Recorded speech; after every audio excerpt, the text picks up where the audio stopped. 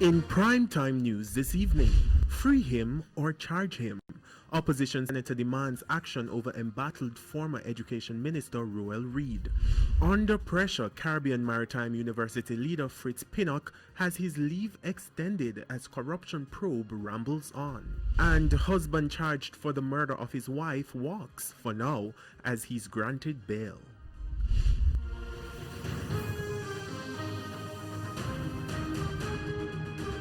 Good evening and welcome to Primetime News, both on air and online at onespotmedia.com. I'm Herman Green. And I'm Janella Precious. Also this evening, the Jamaica Public Service Company says it's on track with grid modernization plans. We'll have that in the financial week. Okay, and for sports, here's Jordan Ford with what's coming up this evening. Jordan? Well, Herman, I can tell you that the Jamaica Tallowas will go in search of their first win after an 0-3 start in the CPL this year.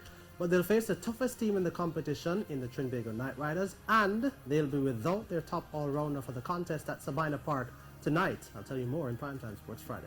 I wonder who they beat, Jordan. Who did they beat?